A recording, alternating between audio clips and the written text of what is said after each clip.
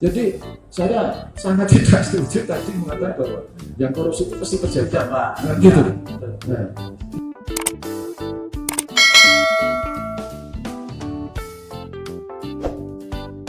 Terima kasih. Assalamualaikum warahmatullahi wabarakatuh. Yang saya hormati moderator ini. Siap. Yang saya hormati kasih intel Kajari, kemudian yang saya hormati kami Tipikor, dan juga Mas Bambang dari Bakin, dan teman-teman semuanya yang hadir pada sore hari ini. Kami ucapkan terima kasih dan salam sehat untuk kita semua. Jadi sebelum saya menjawab bagaimana orang pejabat harus melakukan apa dan harus berperilaku sebagaimana, ini kami harus membuat kesepahaman dulu. Siap, Pak. Jadi menurut teori bahwa korupsi ini tidak lepas hanya dari pejabat saja. Siap. Di sana ada trisula. Ya. Pejabat, kemudian swasta dan masyarakat, pengusaha. Kalau di pengadaan barang jasa itu penyedia. Oh iya, kanan lah. Jadi, yang kebetulan Ya. pemerintah daerah yang kumpulan dari pejabat-pejabat ini sampai ke desa itu kan diamanai Ya. untuk merencanakan dan sebagainya. Sehingga hubungan antara masyarakat, kemudian pemerintah daerah, kemudian swasta, ini yang harus betul-betul semuanya satu komitmen ini. Nah, sekarang kita kembali ke arah bagaimana pejabat ini. Dan ternyata bahwa untuk pemerintah daerah, ya dalam 3 tahun terakhir ini, alhamdulillah kita tetap konsisten bagaimana mengejar apa yang akan dilakukan agar korupsi ini terhindar dari korupsi. Jadi pemerintah daerah sesuai dengan komitmen dengan Satgas KPK pencegahan, itu ada 8 area. 8 area ya. 8 area. Jadi 8 area yang harus dilakukan untuk bisa berjalannya pemerintah daerah dalam rangka terhindar dari korupsi. Jadi langkah-langkah pencegahan ini yang terus digaungkan dengan KPK, di mana KPK sampai hari ini memonitor terus di kabupaten kota se-Indonesia, monitoring dan evaluasi, koordinasi, supervisi, pencegahan korupsi terintegrasi untuk kabupaten kota. Dan dalam hal ini yang 8 area itu antara lain adalah terkait dengan sumber-sumber korupsi, yaitu dari awal perencanaan dan penganggaran APBD ini sudah disorot. Kemudian yang kedua, yang tidak asing lagi adalah pengadaan barang dan jasa. Kemudian yang ketiga adalah pelayanan terpadu satu pintu untuk pelayanan publik. Kemudian kapabilitas APIP, jadi evaluasi atau pengawasan internal instansi pemerintah. Ya. Kemudian manajemen ASN. Nah, di sini Manajemen ASN ya, termasuk reformasi birokrasi dan sebagainya. Kemudian dana desa. Kemudian adalah optimalisasi pendapatan daerah. Yang selanjutnya adalah manajemen aset daerah. Itu 8 area ini. 8 area ini KPK memberikan indikator terukur dari KPK-nya ya? Iya, dari KPK-nya. Dan kita selalu melapor lewat online, website. Panjenengan bisa melihat di situ. Ya. Bagaimana perkembangan kabupaten kota atau kabupaten Tegal. Nah, kemudian saya tidak bisa secara satu persatu Iya, Pak. jabatan itu. Namun dari 8 area ini hasil evaluasi namanya Korsubgah KPK pencegahan tadi. Ya. Alhamdulillah Kabupaten Tegal sampai dengan bulan Desember ini, yang kemarin tanggal 3 Desember tim Satgas KPK datang dipimpin langsung oleh Korwil 7, jadi Jawa Tengah itu Korwil 7 Iya, Pak. bersama Jambi, bersama Sulawesi. Dan alhamdulillah untuk Kabupaten Tegal selama 3 tahun ini trennya naik. Jadi mereka KPK itu sangat senang kalau di dalam kesemangatan, di dalam komitmen pejabat pemerintah daerah ini kalau trennya naik, artinya bahwa ada kesungguhan, Tren kesadaran dan ini Pak ya. Iya. Nah, alhamdulillah pada bulan Desember 2020 kemarin kita yang disampaikan oleh KPK bahwa Kabupaten Tegal itu peringkat 7 dari 36 kabupaten kota dan provinsi. Dan provinsi, berarti Ya. se-Indonesia gitu Pak? Se-Jawa Tengah. Jawa Tengah. Kalau se-Indonesia nomor 59 dari 542 pemerintah provinsi, kabupaten kota se-Indonesia. Iya, iya. Jadi, dan dari 8 area ini, semua UPD yang terkait dengan 8 area ini selalu memberikan informasi. Perencanaan penganggaran APBD itu dari mulai APBD yang digedok, sebagainya, laporkan ke sana, dilaporkan online Pak ya. Jadi tidak main-main, Dan rutin gitu Pak ya. rutin, proaktif mereka. Ya. Kalau kita terlambat langsung diingatkan terus online. Dan kemarin dipimpin oleh Brigjen Batiar namanya.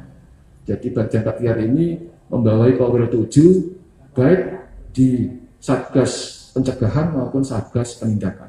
Kemarin hadir di Kabupaten Tegal dan memberikan apresiasi karena Kabupaten Tegal di Pantura ini alhamdulillah dinilai disiplin di Jawa Tengah peringkat ke-7 dan nilainya ada di sini. Jadi untuk perencanaan dan penganggaran di masing-masing area pada bulan Agustus 2020 itu masih 40,1 atau 2%. Desember kemarin sudah bisa mencapai 92,17%. Jadi terukur. KPK angka. Makanya kuantitatif gitu. Yang jelas elemen-elemen mereka ada. Ini ngisi elemen yang banyak. Pertanyaan-pertanyaan mereka kita jawab dan itu angka terukur. Anggaran kan angka rupiah. Bagaimana? Kemudian pengadaan barang dan jasa yang pada pertengahan 2020 ini baru 19,70%. Karena saat itu tenaganya dianggap tidak profesional, akhirnya kita kan mengadakan tenaga fungsional. Akhirnya bersertifikat kan itu. Akhirnya untuk persentase 2 Desember 2020 mencapai 69,57%. 69 ya. Sedangkan pelayanan terpadu satu pintu pada 2 Desember 54,25%, kapabilitas APIK itu 68,40%, manajemen ASN alhamdulillah 96,60%. Ini yang menilai KPK. Yang menilai KPK nih, bukan menilai diri sendiri. Kemudian dana desa memang masih rendah. Ya Pak. Masih banyak permasalahan. 44,70%. Baru 44,70%. Sedangkan optimasi pendapatan juga masih 47,9%. Maka kemarin KPK ngebus memberikan instruksi-instruksi agar bisa naik. Sedang aset daerah ini 42,30%. 42,30%. Ya. Terutama adalah aset pemerintah daerah, aset negara. Dan insya Allah kita selalu dikawal oleh KPK bersama BPN kita dikawal oleh KPK insya Allah 2021 dan sudah kita anggarkan untuk 21 itu 3 miliar. Itu semua harapannya semua aset negara daerah itu sudah bersertifikat semuanya. Sudah bersertifikat semuanya. Jadi memang untuk membuat sertifikat tanah desa ini, tanah ini, negara ini tidak mudah. Ya. Mungkin ada yang sudah ditempati orang, ya, ini sudah tidak berpindah ke pemilikan. Nah, ini sedang diluruskan dan dikawal oleh KPK.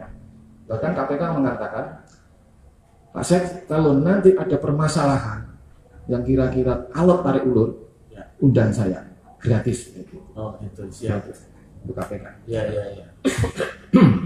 Nah, teman-teman semuanya, ya, dari 8 area ini, alhamdulillah kemarin langsung diumumkan oleh KPK bahwa Kabupaten Tegal atas prestasi trennya yang begitu naik 3 tahun terakhir ini dari mulai tahun 2017-18 itu insya Allah kita menjadi 4 besar dan kita akan mendapatkan nanti tahun 2021 akan mendapatkan insentif daerah. Oh, karena ketertiban dan kedisiplinan itu ya Pak? Insentif daerah ini adalah inisiatif KPK mengusulkan kepada Menteri Keuangan. Dan insya Allah akan dikawal itu akan mendapatkan insentif daerah. Saya tanya besarannya berapa? Wis pokoknya saya kira itu sehingga ini kriteria untuk implementasi. Pak, sebelum ini Pak, kira-kira sebetulnya tadi apa secara personality kesadaran PNS untuk kemudian sampai kepada ke situ Pak, itu kan secara sistem ya, berkesadaran mungkin kayak Pak Joko, kira-kira sebetulnya amanat yang kemudian dipakai dan jangan sampai ini disentuh kesadaran undang-undang tipikor, terus kemudian kesadaran akan kemudian aturan-aturan, kira-kira barangkali mungkin menjadi satu hal, barangkali apa yang terjadi ya Pak, kalau misalnya ini temuan misalnya, tapi tahunya enggak, padahal ini temuan. Kira-kira kesadaran ke situnya sampai bagaimana sih Pak untuk sampai ke situ seorang pejabat itu? Ya. Jadi dengan berjalannya waktu, iya Pak, pejabat ini sebetulnya sangat sadar akan aturan. Iya. Apalagi, Bang Apunten, pejabat ini kalau sampai menjadi terdakwa, itu pensiun dikeluarkan tidak dengan hormat dan tidak dapat pensiun. Ini kan berat Pak, berat. Jadi harus mikir 1000 kali. Iya. Kalau yang sadar. Iya. Nah, jadi memang harus tidak main-main. Iya. Kalau berpikir dirinya sendiri, berpikir keluarganya, ya kan? Termasuk penanaman religiusitas itu penting nggak Pak? Ya, sangat penting.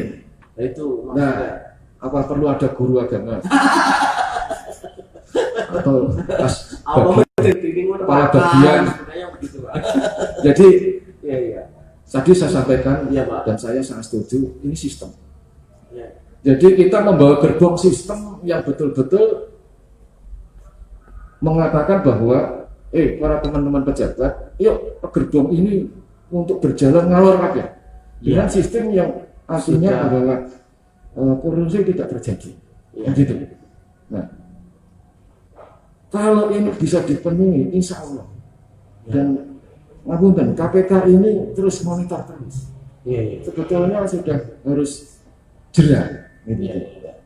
Nah, mudah-mudahan bahwa dengan seperti ini, sistem yang terukur, kemudian yang betul-betul dipus, kemudian betul-betul dipantau, dikawal ketat, sudah tidak bisa main. Hanya permasalahannya tadi saya sampaikan dari awal. Ini ada trisula ini, masyarakat, swasta.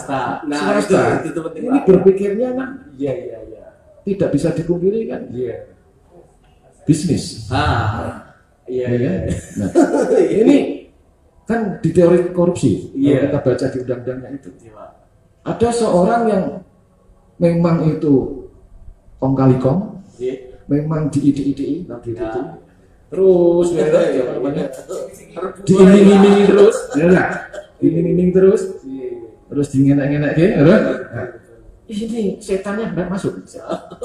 Nah, Ini tiga ini yang harus. Iya. Jadi saya sangat tidak setuju tadi mengatakan bahwa yang korupsi itu pasti Tidak, pejabat. Pak. Nah, gitu. Iya, betul. Nah, ini yang harus betul-betul kita harus ada komitmen kesepahaman. Nah, Ya.